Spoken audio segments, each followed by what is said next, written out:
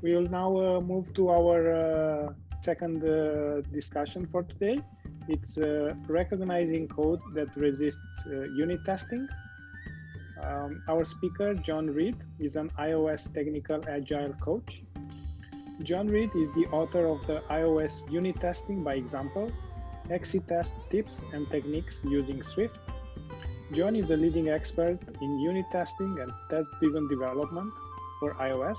He has been practicing the TDD on Apple platforms for 19 years. His consultancy, Quality Coding, offers training for iOS teams in technical agile practices. This includes unit testing, TDD, and refactoring. I would like to invite Jon to take over the presentation. Thank you for having me.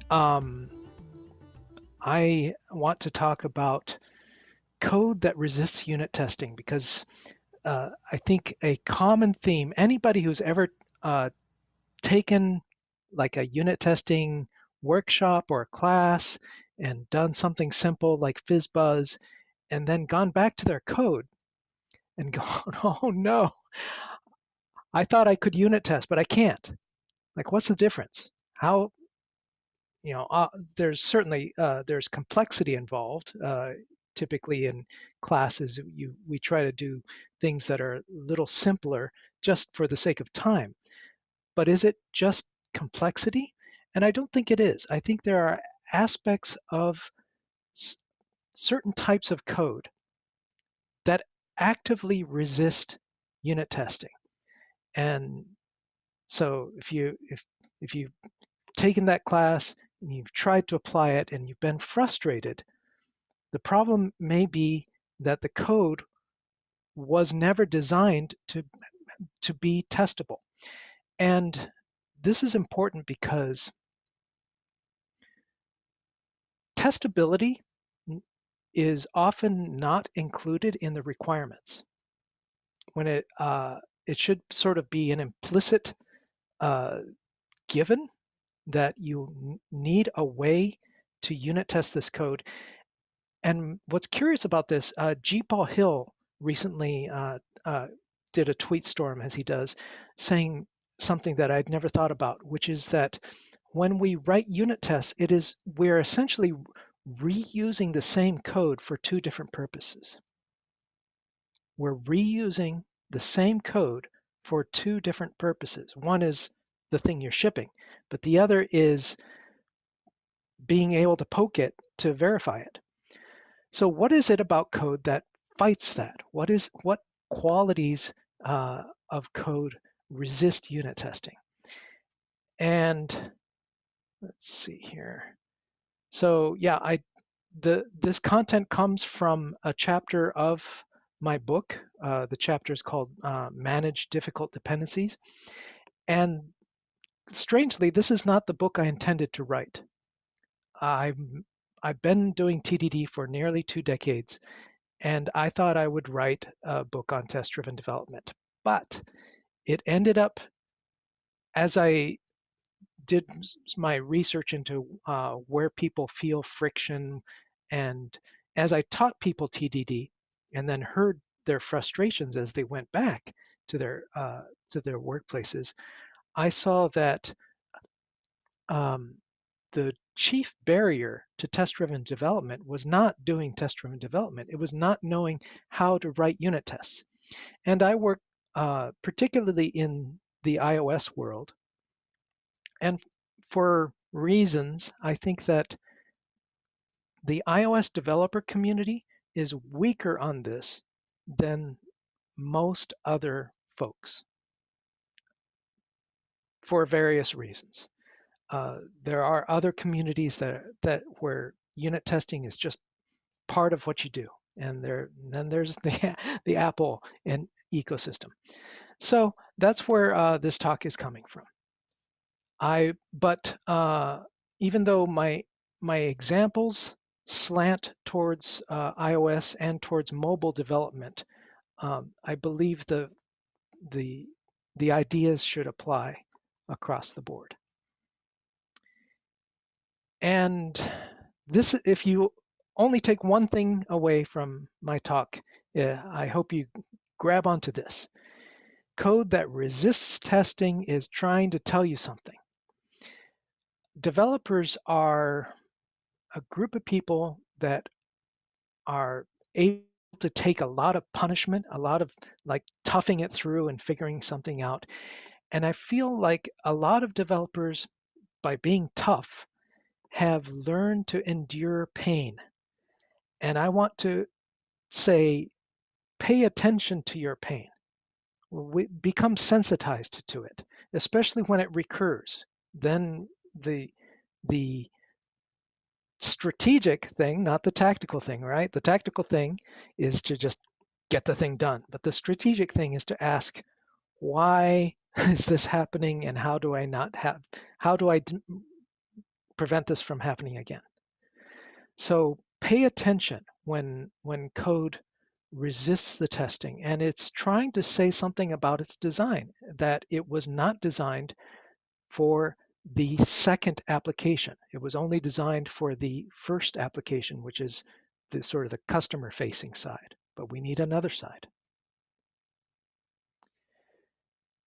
So let's look at a simple little example here.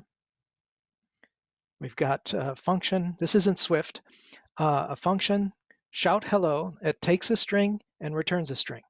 And all it does is transform the name that it's given. So you can see the input, shout hello to John, and the output is all caps, hello John. And I think, right, you can write a unit test for this. All you have to do is stick in some input and verify the output. And so this is the kind of thing where it's like, oh, great, now I know how to unit test something. Trick question. What dependencies does this have?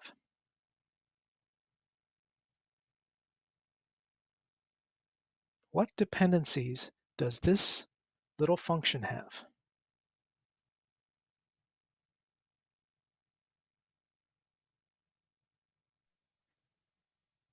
On the string?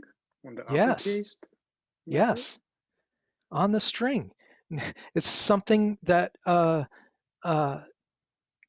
you wouldn't normally think about because it comes for free usually in your programming language. But it is another type, right? It is another class or type that does work. And so this led me to consider that there may be certain dependencies that that don't resist testing and others that do. String, in this case, string apparently doesn't fight us because it's super easy to write a unit test for this. So I start to ask myself, well, then what types of dependencies do cause problems? And if you can learn what those are, then you can learn to take preventative measures. It's not that you can't use those things, right? At some point, you have to actually interface with the thing you want to interface with, but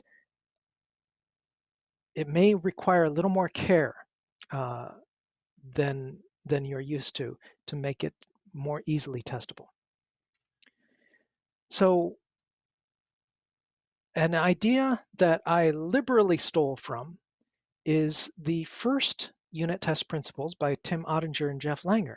They came up with FIRST as an acronym or initialism, FIRST, you see down there, where they said that good unit tests are fast in the order of milliseconds, not seconds, milliseconds.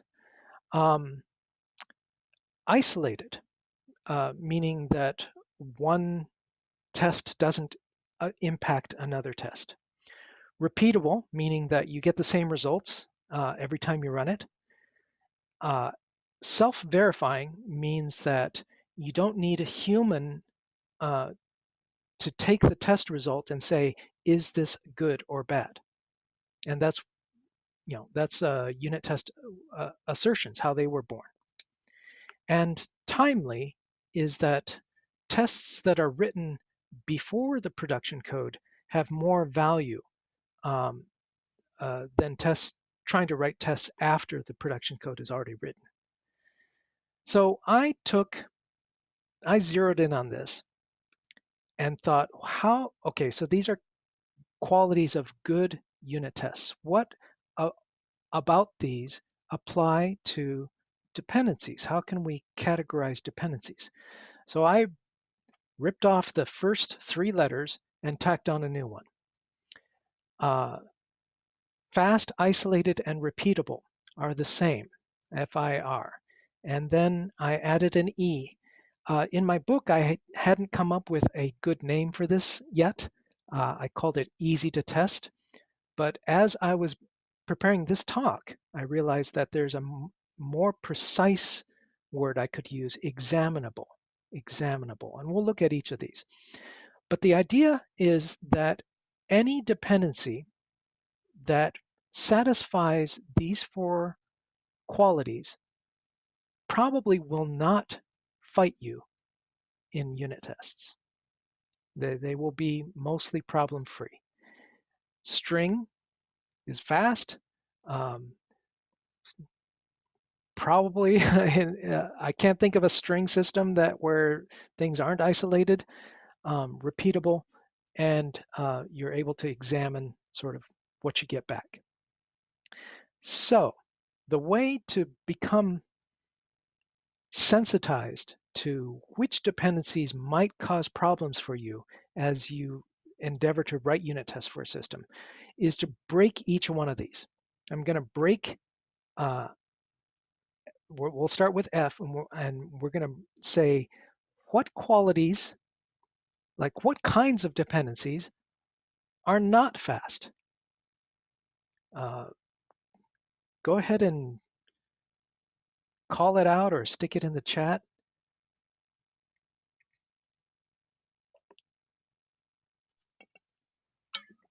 Network calls, maybe?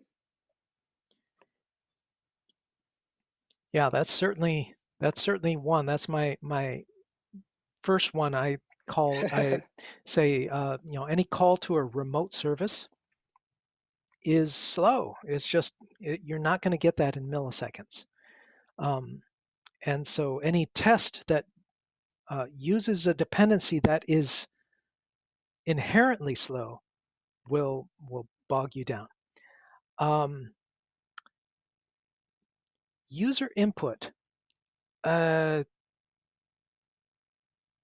I would say it sort of depends.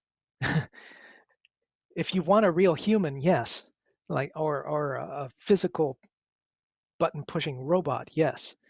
And typically also going through a UI based testing system is often slow. But there are tricks to get around these things when it comes to unit tests. You can just say, I got this user input. Go.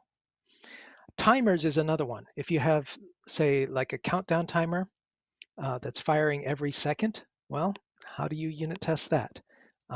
There are tricks, but you have to say, I need a trick for this.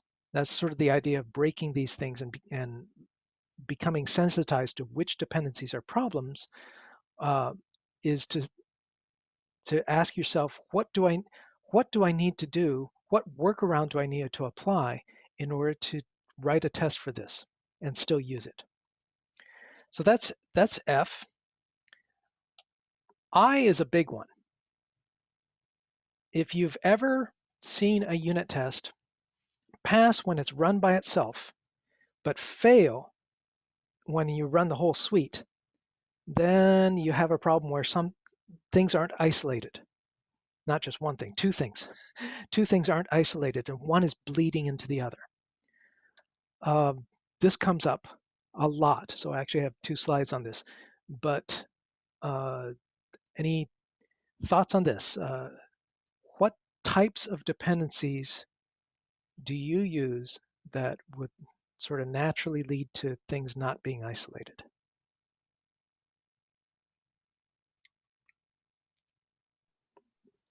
I know we had a big problem with the localization. So once you change the language to French, all the unit tests fail.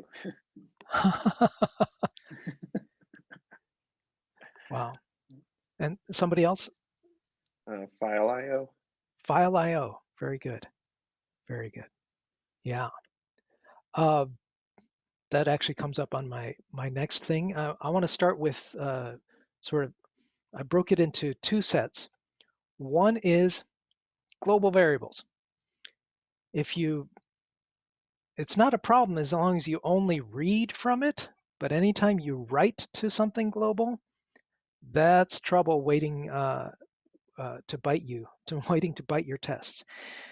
A tricky thing about globals is experienced programmers initially, when you first start coding, it's like, globals, they solve everything. Anything can talk to anything. And then you find out as you become more experienced, oh no, anything can talk to anything, and that's bad. And so you learn to avoid globals, but I think programmers overlook that there are different types of globals. There are the variables that sort of float in space, that's one type. But singletons are also globals. Static properties in a type are globals because they're not tied to a particular instance of that object. And that doesn't mean that these things are bad. That doesn't mean don't use singletons or don't use static properties. It means they come with a price and maybe you need to alter how you use them. We're going to look at that. The next set is where the file system comes into play, is anything involving persistent storage. It's kind of like a global outside of your little box. So if you write to the file system, or even if you read from the file system, then you have to make sure that you set it up correctly. In iOS or the Apple ecosystem, there's a thing called UserDefaults, which is a key value store that's persistent. There's a keychain that's a secure store. Any local database or remote database. These become really tough for programming. Earlier in my testing career, I remember writing tests that would try to set up a remote database with fake information, make a call like out to the remote database to set up the information that I need, but it would have to make sure that probably if anything was there, that it saves it so that it can restore it afterwards, and then make the call and then restore it back to its original state, which works as long as nothing crashes or nothing goes bad in the meantime. And if it crashes, then you've just blown away something that could affect everybody who's using that particular database. So these are the problems with dependencies that are not isolated. So we've got fast, we have isolated. R is for repeatable. What sorts of things, let me take this question before we get into R. So the question is, are these tests typically done by a developer or a test engineer? In my world, they're done by the developer. In fact, before they were called unit tests, they were called developer tests. I still prefer that term, but it's not as widely used as unit tests. So I mean tests written by you, the programmer, on the code that you're trying to make. Repeatable. What sorts of dependencies are inherently not repeatable?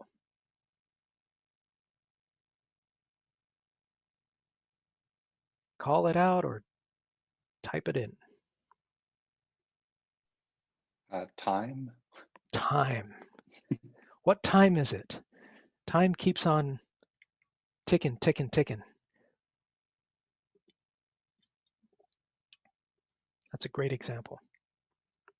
In fact, little story there. I saw at Facebook, the world, the home of Move Fast and Break Things, a set of a whole slew of tests failed when the new year rolled over because there were tests that checked the copyright statement. And guess what they did? Well, it's copyright current year, right? But the test didn't know that. And so the test would say it's copyright whenever it was, and they all broke. Problem.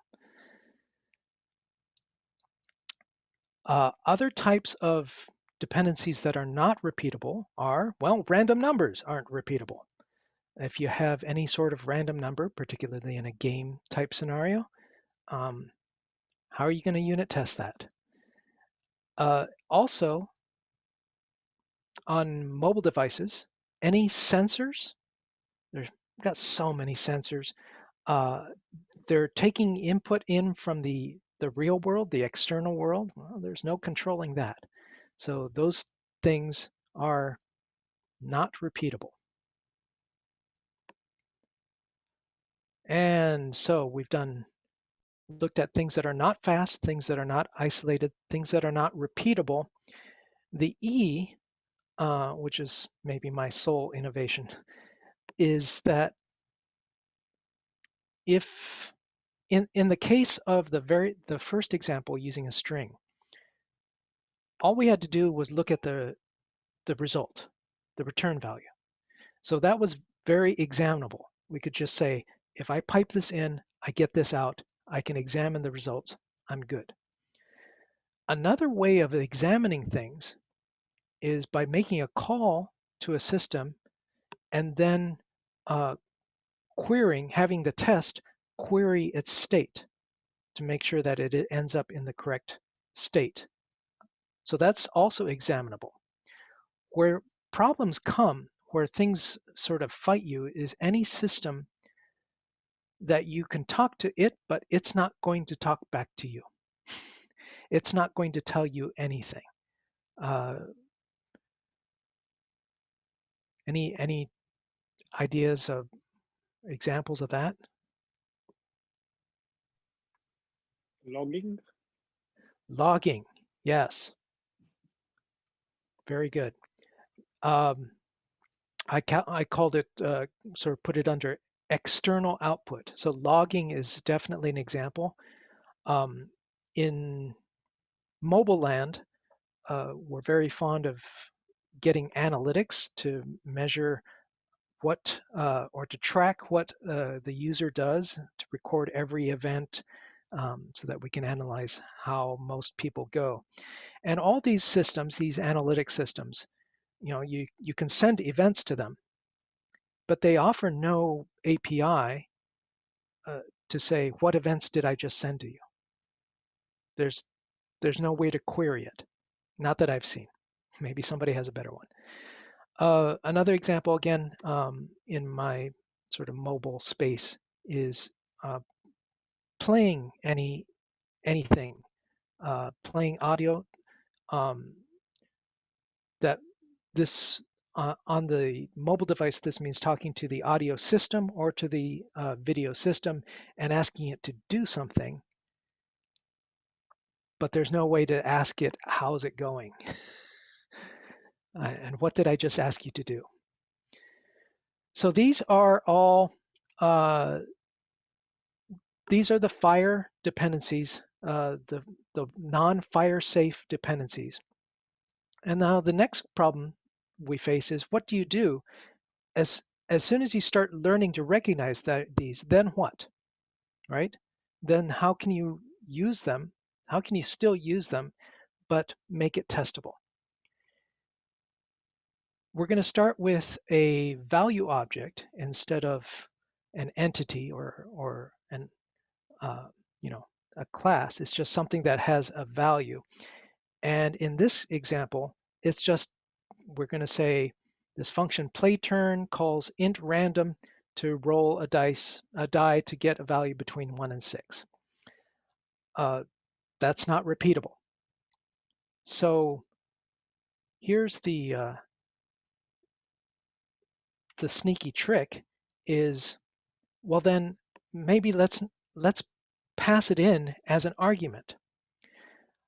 In languages like Swift that have default parameters or default, I guess it would be default arguments, you can actually say, play the turn. If I give you a dice roll, use that value. But if I don't give you that value, then use the random value. And so this is how sort of a cheap way to have it both ways in your code. And that's something I like to do, is to say you can go, it satisfies the production code, but it has a testing API to it. Again, sort of thinking about your code is used for two different purposes. In languages that don't have default arguments, then you have to spill one function to another, sort of let them cascade and fill in the values in a currying sort of way. So this is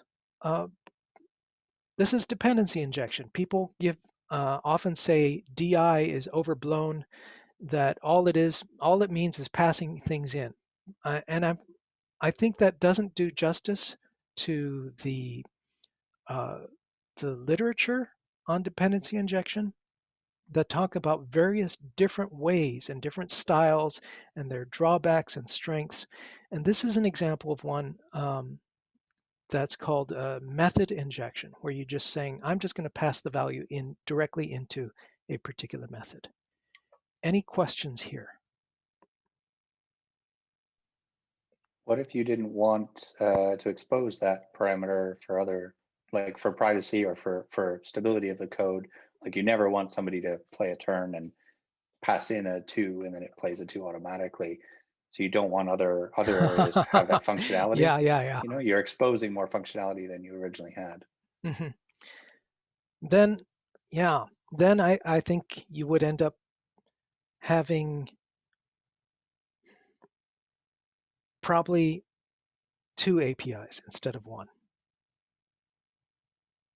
The way I often think of it is if you have sort of a complicated home audio or home theater system, the better designed ones, we have a Sony and I love their design, is just, sort of like a power button, input button, and a volume knob.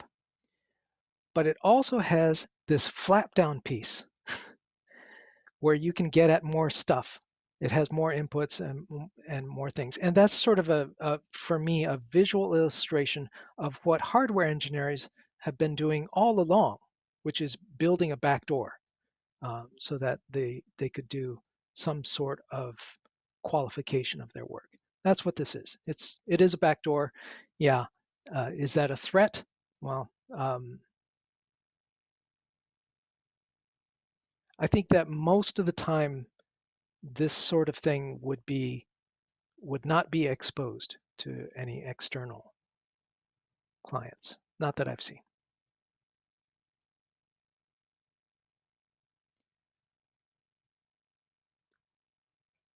So that was just passing in a value. Another thing that comes up though is maybe you don't want that value to be made right away.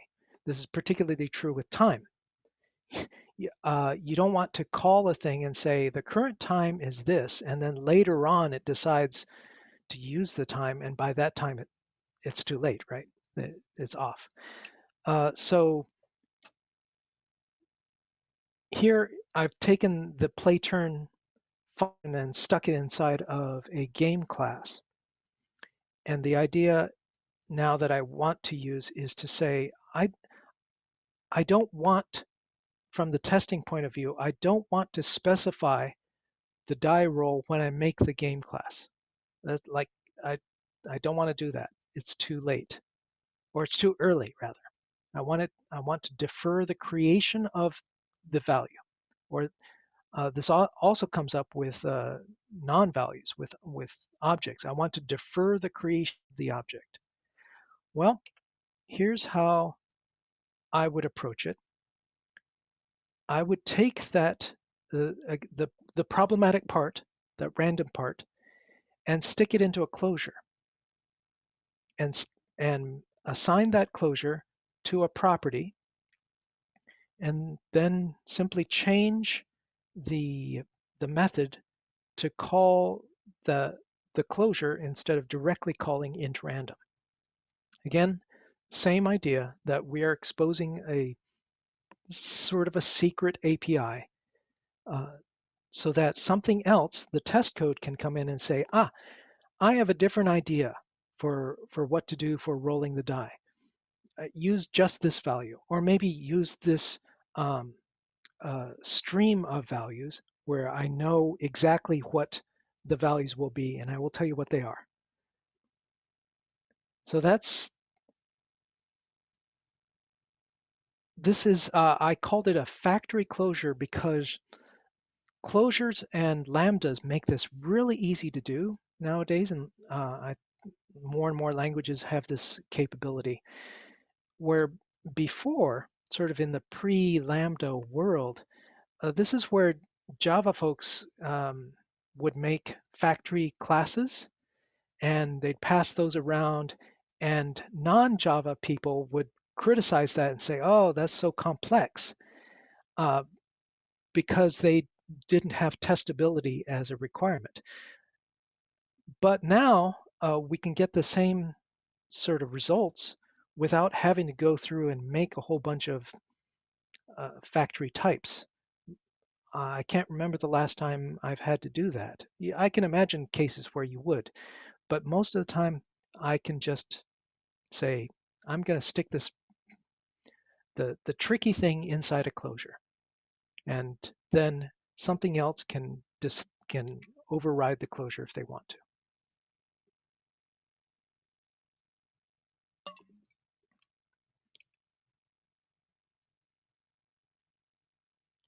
Any thoughts there?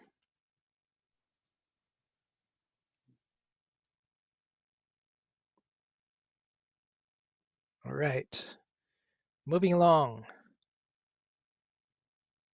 I'm ramping up sort of the level of complexity as we go.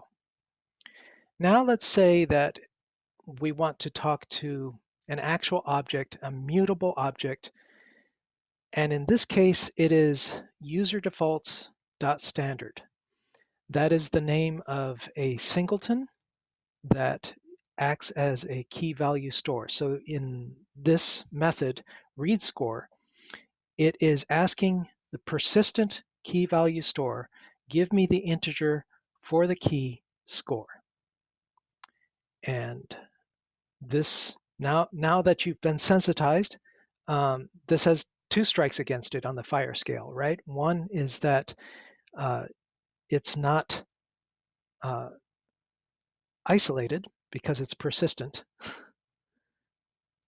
And the other is that, well, what was the other? Oh, it's a file, well, it's both a thing. It's both, it's two I's. It's both a singleton and it's talking to something persistent. So that's what it is. So what do we do in this case?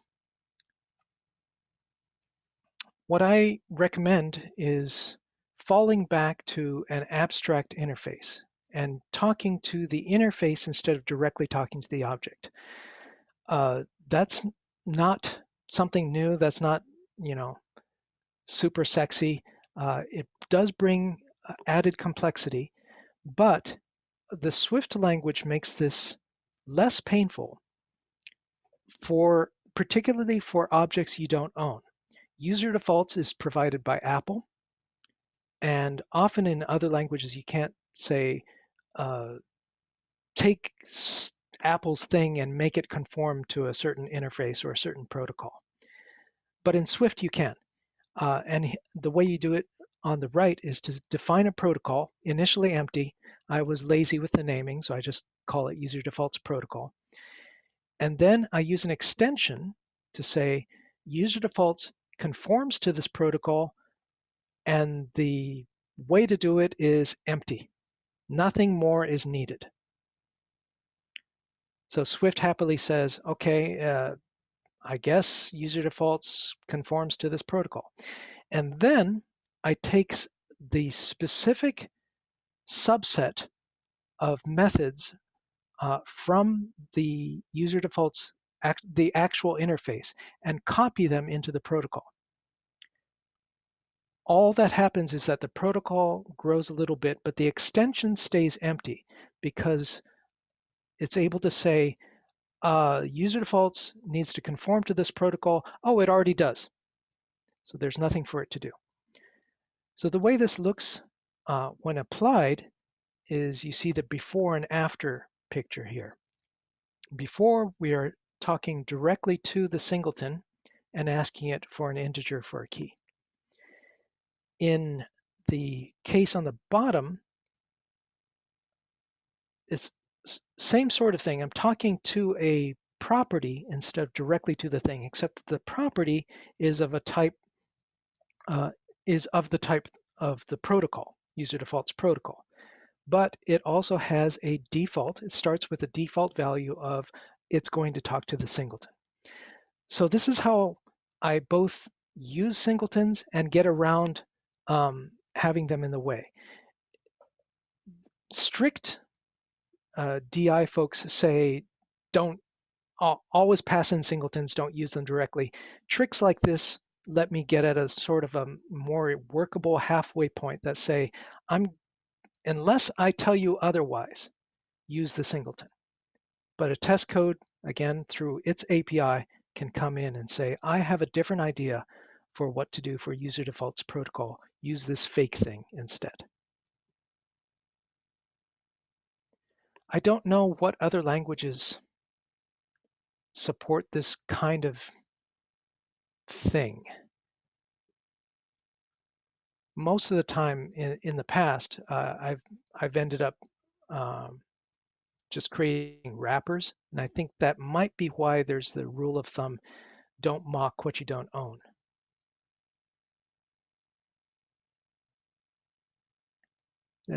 Any comments, questions? I have just one question. For that user defaults here in the second code snippet there, if we make that private in the testing code, marking that as testable, would that actually make that accessible to us? No. So there are 3 accessibility levels. One is private, one is public, and the third, this funny one, is internal. And internal is what you get by default if you don't mark it. Typically, you don't say internal, you just leave it out. And @testable takes internal things and says, okay, you can access those. The way to do this, this code is simplified. I wouldn't actually like expose it this way, but there's also a setting to say the setter is private for real, except, how does it go? Private set.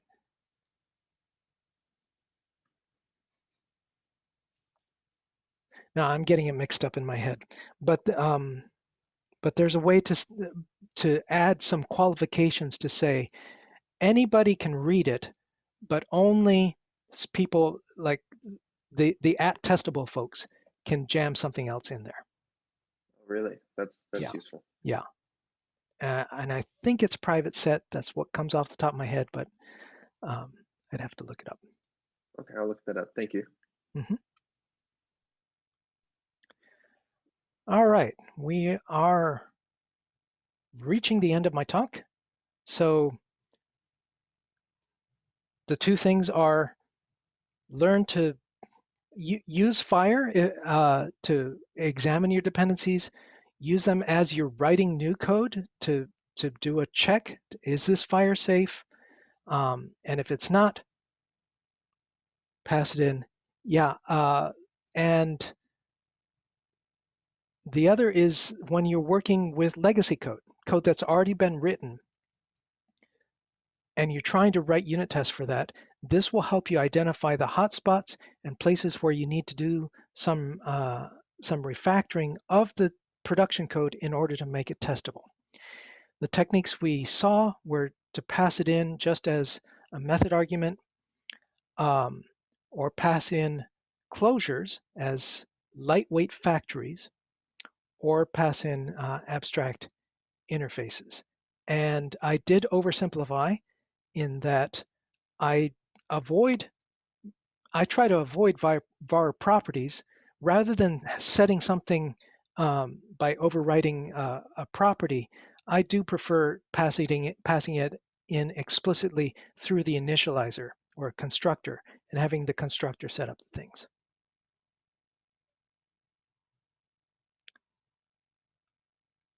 No talk of mine is complete without referencing some books. The bulk of this comes from me reading Michael Feather's awesome book 20 years ago, Working Effectively with Legacy Code. Obviously, his ideas didn't incorporate Swift, but his book is timeless. It holds up really well. And the beautiful thing about the book, about the way he defines legacy code, is that it's any code that doesn't have unit tests. He considers legacy. So legacy code coming right out of your fingertips. And the second, of course, is just to mention mine, particularly specifically for anyone doing iOS development. And that is my website at the bottom. And with that, I'll start sharing, and we are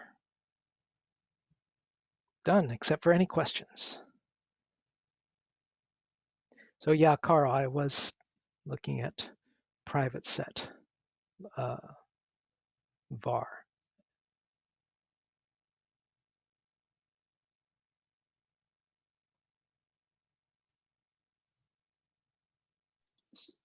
Quick question about that, the private set. So was the point made that you can apply at testable to private set var? That actually works? Again, I must be getting old. The details are eluding me. I might just have to give it a try. Oh, I know why. I know why. It's because I use let constructors all the time. That is, I don't want it to be replaceable. And so the reason I use private set is not to prevent something from writing to it. It's to let test code access it for examinability. My bad. So it makes it read only. So I take back what I said. Private set definitely prevents anyone from setting, but it does allow anyone, such as test code, to read something and examine it. And that's very handy. This comes up a lot. Gotcha. Okay, thank you. Appreciate that. Thank you for helping me clarify that. I got all muddled there. I have a question about testing in general, and it might be, it is related with the shallow and deep classes we talked earlier in the previous talk. So if you create deep classes that are hiding a lot of functionality and then are exposing only a very few of them, how do you test such a thing? Because let's say in the IO library, it has five methods. How do you create a test for that? Because so many thousands of lines of code are hidden underneath. I think you would end up with the shallow the actual API being interface being shallow by treating it as a facade and saying you don't get to see outside, but unit tests don't have that restriction. There is a tricky balancing act in that you don't want tests to be oversensitive to implementation. Ideally, they are ignorant, completely ignorant of the implementation, right? And that gives you the power to change the implementation in any way you want. But practically, this becomes a problem with combinations of things. So anytime you have, say, you know, 2 variations here and 3 variations here, do you have to write tests that like do every single combination of inputs? And there's a price to pay for that. And when that becomes a problem, then you have to say, okay, then I'm not going to test at that layer except for a sort of a final integration test. Instead, I'm going to break things down, expose some of the inner workings so that instead of dealing with 2 times 3, you do the 2 things over here and the 3 things over here, total 5. Of course, these numbers explode as the combinations explode. So that's the balancing act between choosing whether to stay completely ignorant of the implementation and paying the price with lots and lots of like too many inputs, or finding test systems that let you express those combinations without pain. Property-based tests do this. Or saying, well, then we need to go down and drop down a level, and I'm going to test the components by themselves, and then have a single test that ensures that the components are connected. I feel like this opened up a whole topic right there, so I'm probably not going to satisfy everyone with a quick answer there, because there's a lot. That was a great question.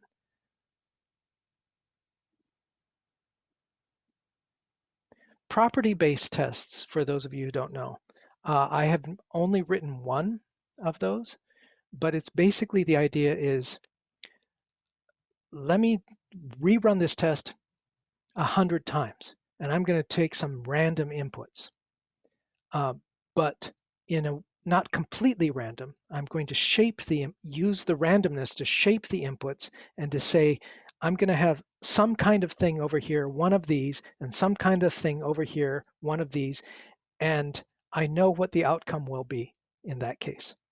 So it's a different approach than classical unit tests where it's example driven. And the idea is let the property-based test, like let it just run it 100 times and find any problems for you.